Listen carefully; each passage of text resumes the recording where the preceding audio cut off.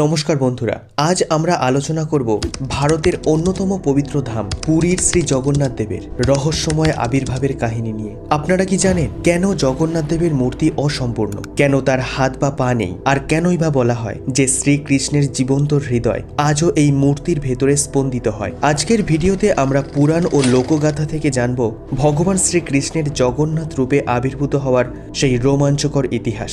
ভিডিওটি শেষ পর্যন্ত দেখুন, কারণ এই পৃথিবীর পরতে পরতে লুকিয়ে আছে অলৌকিক রহস্য। নমস্কার বন্ধুরা, আমি নীল আর আপনি দেখছেন নীলস মাইথোলজি ইউটিউব চ্যানেল। বন্ধুরা, এই ভিডিওগুলো তৈরি করতে আমার অনেকটাই কষ্ট এবং পরিশ্রম হয়, তাই আপনাদেরকে অনুরোধ করব একটি করে লাইক করে দিন। এটা আমাকে অনুপ্রেরণা যোগাবে হিন্দু সনাতন ধর্মের বহু কাহিনী আপনাদের সামনে তুলে ধরতে। তো চলুন ভিডিওটি শুরু করা যাক।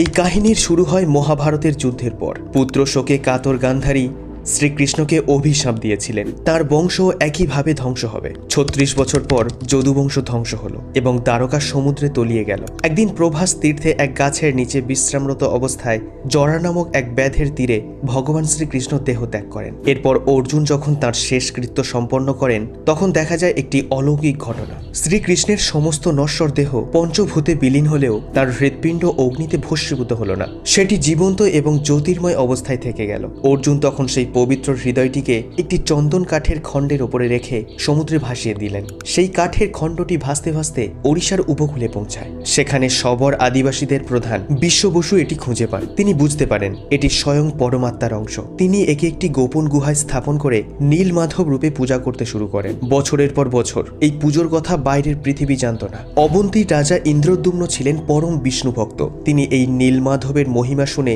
তাকে দর্শন করার জন্য ব্যাকুল হয়ে ওঠেন। তিনি তার পুরোহিত বিদ্যাপতিকে পাঠালেন নীলমাধবের সন্ধানে। বিদ্যাপতি চাতুর্য এবং বিশ্ব বসুর কন্যা ললিতার সহায়তায় সেই গোপন গুহার সন্ধান পান। কিন্তু তিনি যখন রাজাকে নিয়ে সেখানে পৌঁছালেন, ততক্ষণে নীলমাধব অন্তর্হিত হয়েছেন। রাজা দুঃখে ভেঙে পড়লেন। শূন্য হাতে ফিরে আসার সময় ভগবান রাজাকে স্বপ্নে দর্শন দিয়ে বললেন তিনি সমুদ্রের জলে দারু ব্রহ্ম অর্থাৎ একটি বিশেষ পবিত্র কাঠ রূপে ভেসে আসবেন। রাজা সেই কাঠ উদ্ধার করলেন, কিন্তু কোনো সাধারণ কারিগর সেই কাঠের ছেনি লাগাতে পারছিল না। অবশেষে স্বয়ং দেবশিল্পী বিশ্বকর্মা এক বৃদ্ধ ব্রাহ্মণের ছদ্মবেশে এলেন। তিনি শর্ত দিলেন ২১ দিন তিনি একটি বদ্ধ ঘরে মূর্তি তৈরি করবেন এবং এই সময়ে কেউ যেন দরজা না খোলে। ১৫ দিন পর ঘর থেকে কোনো শব্দ না পেয়ে রানী গণ্ডিচার অনুরোধে রাজা অধৈর্য হয়ে দরজা খুলে ফেলেন। অমনি সেই বৃদ্ধ কারিগর অদৃশ্য হয়ে যান। দরজা খোলার পর রাজা দেখলেন তিনটি অসম্পূর্ণ মূর্তি। হাত নেই, পা নেই, কিন্তু বিশাল বড় বড় চোখ।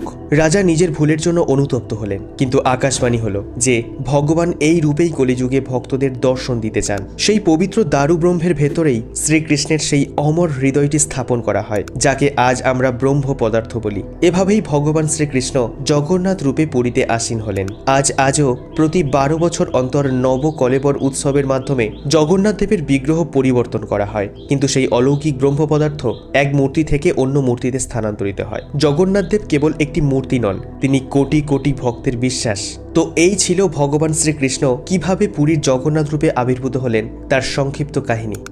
তো ভিডিও শেষে আপনার জন্য একটি প্রশ্ন রেখেছি, দেখা যাক গল্পটি আপনি কতটা মন দিয়ে শুনলেন। আচ্ছা বলুন তো, ভগবান জগন্নাথ দেব যে রাজার স্বপ্নে দর্শন দিয়েছিলেন তার নাম কি? ভিডিওটি ভালো লাগলে লাইক করুন এবং এমনই আরও পৌরাণিক কাহিনী জানতে আমাদের চ্যানেলটি সাবস্ক্রাইব করুন। ধন্যবাদ। দেখা হচ্ছে এইরকমই আরও কোনো এক অন্য ভিডিওতে। ততদিন ভালো থাকবেন, সুস্থ থাকবেন। গল্প পাঠে আমি নীল।